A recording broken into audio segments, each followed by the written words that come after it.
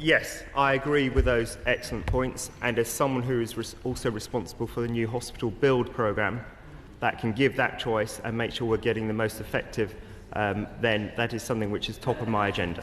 Thank you. Third oral question, Lord Farmer. My Lords, I beg leave to ask the question standing in my name on the order paper. My Lords, across government we're committed to strengthening families. We recently announced over £1 billion for programmes to improve family services, including funding for family hubs and the Supporting Families programme. Recent reviews, such as the Independent Review of Children's Social Care and the Children's Commissioner's Review of Family Life, make recommendations around the way public services should understand and respond to family needs, and we will take a cross-government view when considering those recommendations. My Lords, I thank my noble friend for her somewhat positive response. May I ask the Minister, has a Cabinet Minister been appointed to coordinate every department's policies to strengthen families? Also, the Institute of Fiscal Studies says the hallmark of British families is their great fragility and complexity compared with other Western European countries. Only 56% of children still with both parents at age 17. The OECD average is 84%. The IFS also say parental separation lowers the economic and psychological well-being of the adults. May I ask my noble friend the Minister, how will this government address the importance of family stability for economic growth? I thank my noble friend for his question. I'd just like to take this opportunity to thank him more broadly for his tireless work over many years in relation to support for families and recognition of their value. And the government too recognises that a stable environment and well-functioning families are vital for children's outcomes, which in turn can support economic growth. In relation to the issue of a minister within the Cabinet with responsibility for families, obviously my right honourable friend the Secretary of State is extremely focused on this, but our current focus is how we can drive Join Up, and the department is leading on collaboration with several other government departments in this area. Will the Minister consider that cutting the real value of social security benefits, especially for children, to be a family strengthening policy, in view of the Legatum Institute's prediction that it would mean much more extensive and deeper poverty, especially among families of children? Yeah.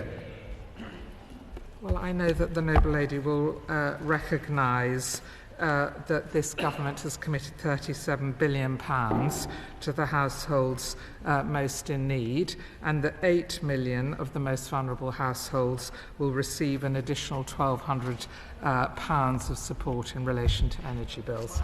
The Minister will be aware that the current Children's Commissioner, Dame Rachel de Souza, has a stated aim of ensuring that no child is brought up in an institute, grows up in an institution.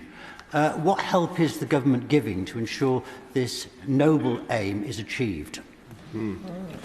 Well, the noble lord will be aware of the work that was done both by Josh McAllister in his independent review of social care and by the Competition and Markets Authority in relation to children's homes. We've said that we're considering both of those reports and will be reporting back later this year.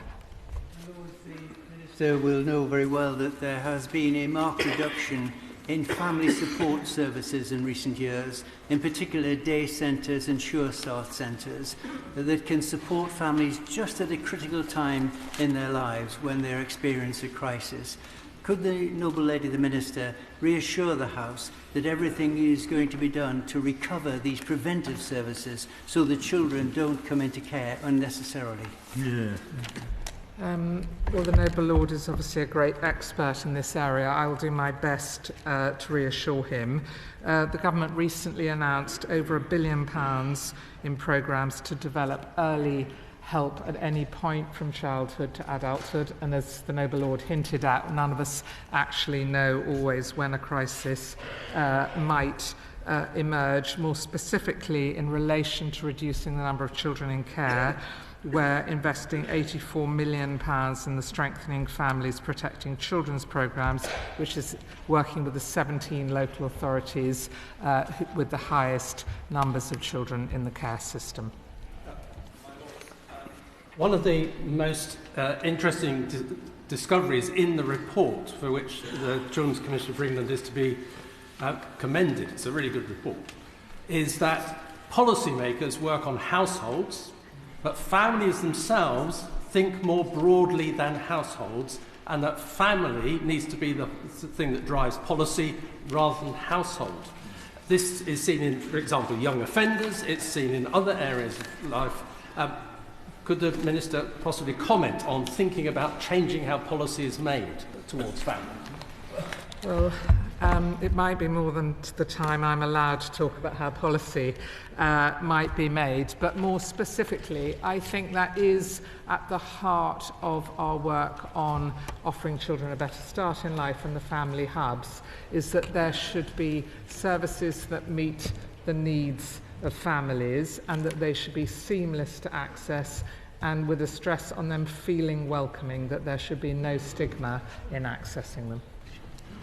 Part 1 of the family review is full of case studies of hard-working parents struggling with the cost of childcare, doing their absolute best to support their families but finding it incredibly difficult. Has the government conducted any recent analysis into the value of free breakfast clubs for primary school children in England to give parents and carers more support and flexibility? I'm not aware of any recent research. Obviously, the Noble Lady is aware that we offer universal free school meals. There are 1.2 universal infant free school meals. Close. That was nearly policy at the dispatch box. So 1.25 million children in schools receive those meals. My Lords, would the Noble Lady of the Minister agree that a particular group of young mothers with very young children who are quite unable to understand how to bring them up, and what can the government do to help that particular group? So one of the biggest lines in the budget for family hubs, so 50 million of the 300 million on that package is for parenting programmes specifically, and an even bigger line, about 100 million, is for infant and parental mental health. So both of those things, I think, address the group the Noble Lady refers to. Noble Lady, the Minister, remember that many children take on caring responsibilities, many thousands of them, far more than we would perhaps like to imagine. They do so often because services to support them are quite inadequate, or support the disabled parent are quite inadequate. Would her department remember the connection between children's health in that way and the provision of social care services in another way? Yeah. The Noble Lady makes a very good point, and that's where our joint working with the Department of Health and Social Care, for example, is particularly important. My Lords, what plans does the government have for removing, or at least phasing out, the two-child cap on welfare benefits? Would this not be a great help to larger families? I fear I'll have to defer to my colleagues in the Department for Work and Pensions, but as I mentioned earlier, the government is committed to supporting the most vulnerable families in this country and has committed £37 billion to that end. Has my noble friend considered the appointment of a commission of inquiry of some sort into the long-term effects, medium and long-term effects, of the fall in the birth rate in this country to, I believe, now below 1.65? There may be opportunities for a commission in this area, but my noble friend will be aware that a number of institutions and universities in this country are focused very much on that as an issue, not only in this country, but more broadly. My Lords, would the noble lady the Minister talk to her ministerial colleague in health about the importance of tackling RSV in children, particularly those at school and those who are infants,